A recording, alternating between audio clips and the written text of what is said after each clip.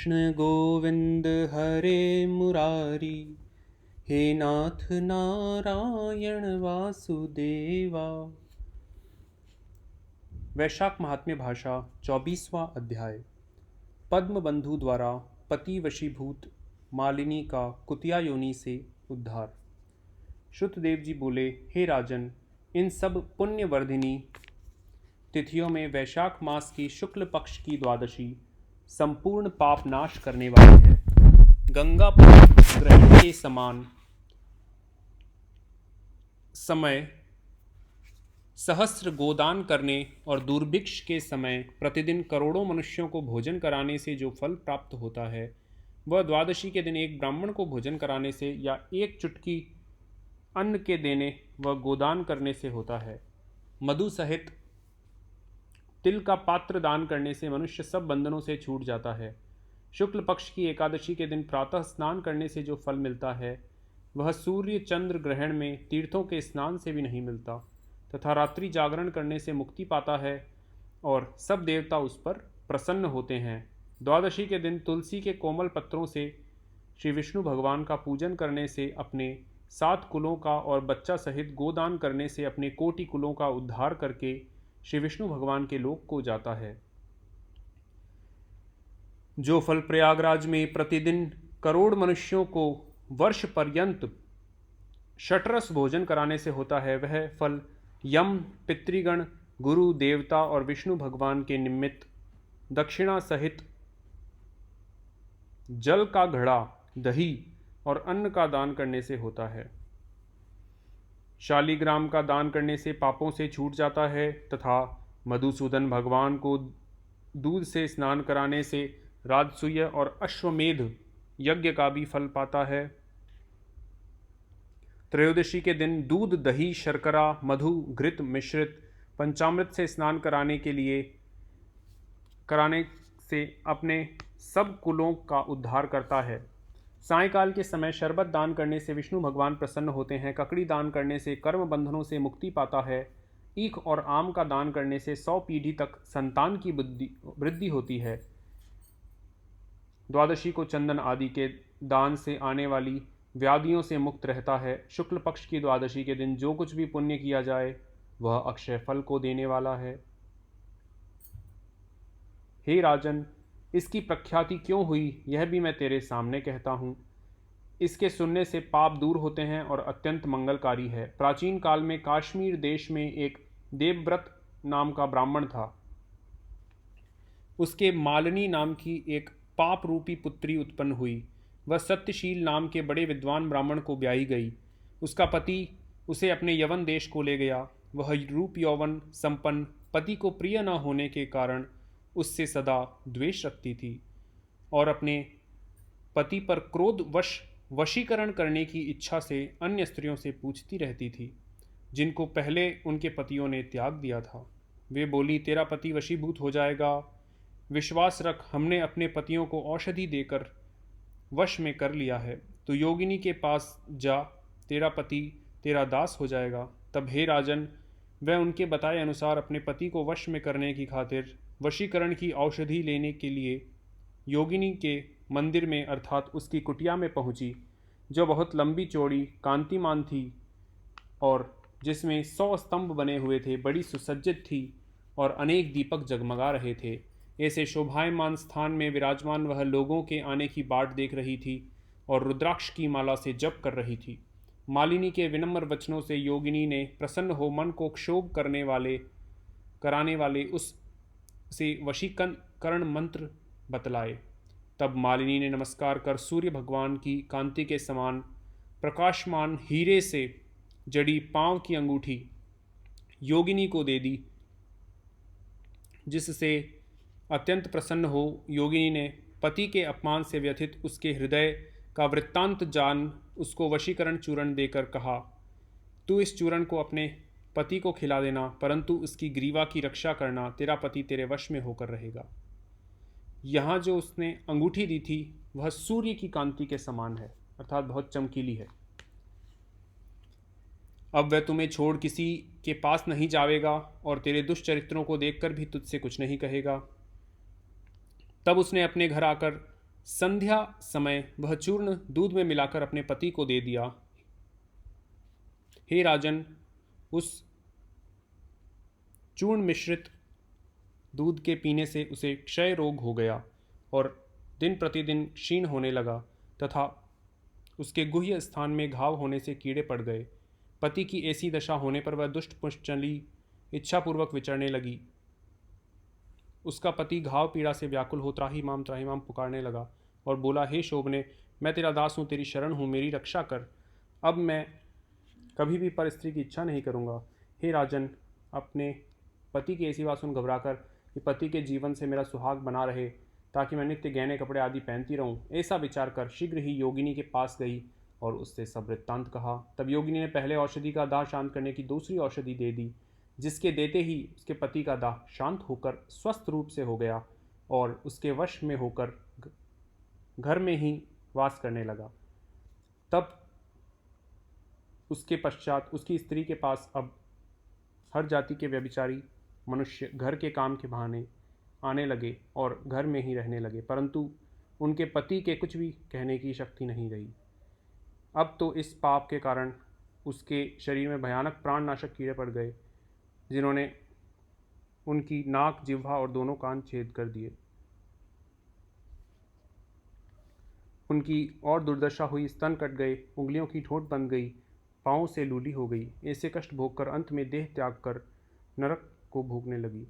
15 सहस्त्र वर्ष तक ताम्र भांड नामक नरक में दग्ध होती रही।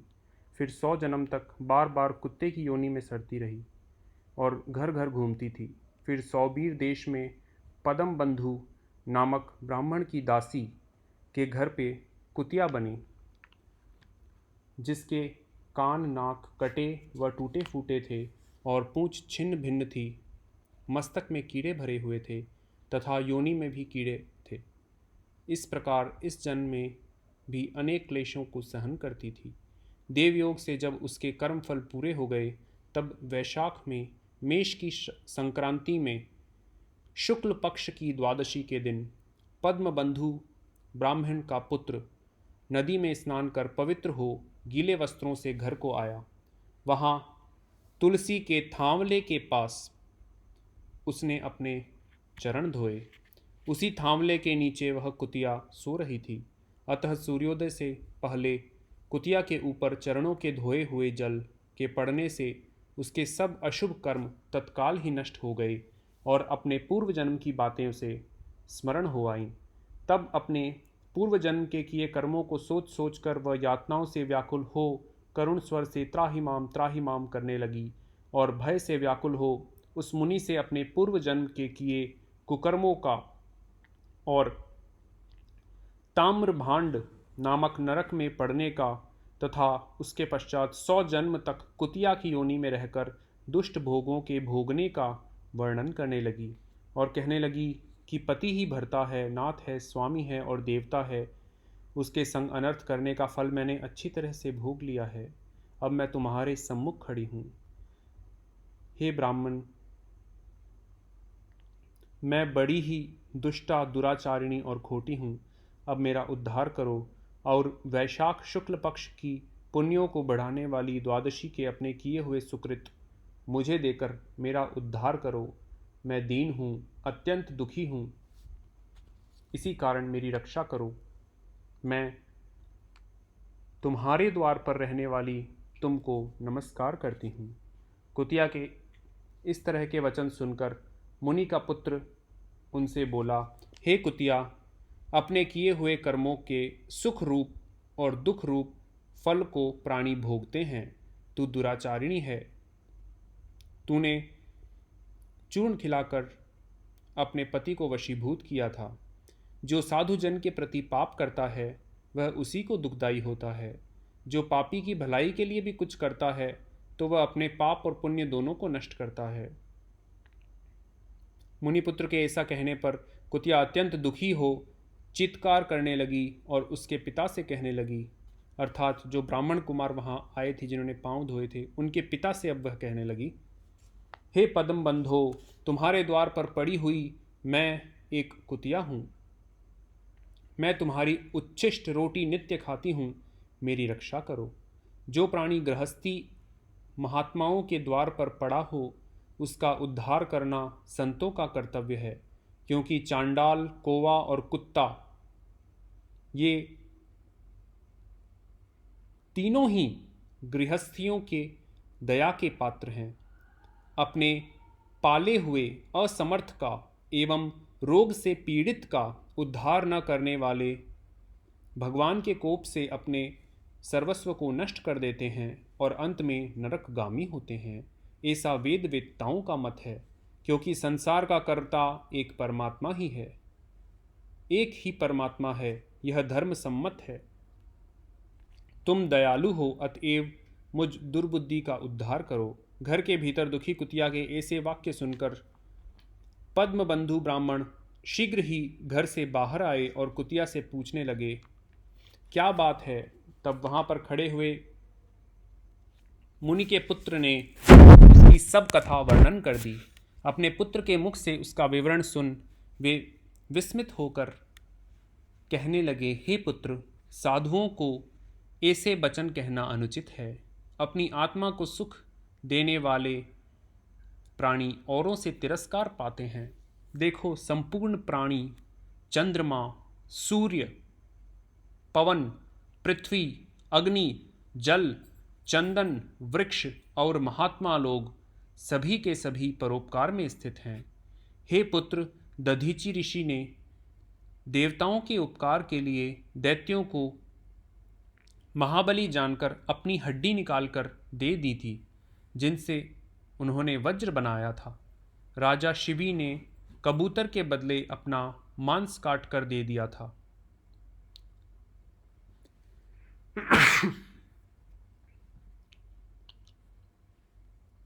क्षमा करें। जीमूत वाहन नाम के राजा ने महात्मा गरुड़ के लिए अपना जीवन दिया। अतः विद्वान ब्राह्मण तो सदा दया ही करते हैं। जैसे मेघ शुद्ध हो, जैसे मेघ शुद्ध तथा अशुद्ध दोनों तरह की जगहों पर बराबर बरसते हैं, अर्थात मेघ यह भेद नहीं करते कि वह जगह शुद्ध है या अशुद्ध है। चंद्रमा चांडाल के घर में भी प्रकाश करता है और विद्वानों के घर में भी। इसलिए बार बार प्रार्थना करती हुई इस कुतिया के दुख को अपने पुण्य के प्रभाव से मैं दूर करूंगा। इस प्रकार पुत्र को समझाकर स्वयं पद्मबंधु ने प्रतिज्ञा की, हे कुतिया, मैं तेरे निमित्त द्वादशी के दिन का किया हुआ पुण्य तुझे देता हूँ। तू अपने सब पापों से छूटकर विष्णु भगवान के लोक को जा। इतना कहते ही हे राजन, वह कुतिया अपने जीर्ण शरीर को त्याग, दिव्य देह धारण कर, दिव्य वस्त्र आभूषण पहन, 100 सूर्य के सदृश प्रभाव वाली सावित्री जी के समान हो, ब्राह्मण से आज्ञा मांग, 10 दिशाओं में प्रकाश करती हुई और स्वर्ग लोक को चली गई। स्वर्ग में अनेक प्रकार के महाभोगों को भोग नर नारायण भगवान के अनुग्रह से वैशाख शुक्ल द्वादशी के प्रभाव से वह उर्वशी नाम की श्रेष्ठ अंगों वाली देवताओं की प्रिय अप्सरा हुई, जिसे योगी जन योग द्वारा प्राप्त करते हैं। ऐसे अग्नितुल्य प्रकाशित श्रेष्ठ परमार्थ रूप को प्राप्त कर संत जन भी मोहित हो जाते हैं। उसी रूप को कुतिया ने प्राप्त किया। तत्पश्चात पद्मबंधु ने मधुसूदन भगवान की प्यारी पुण्य बढ़ाने वाली इस तिथि को संपूर्ण संसार में प्रख्यात किया।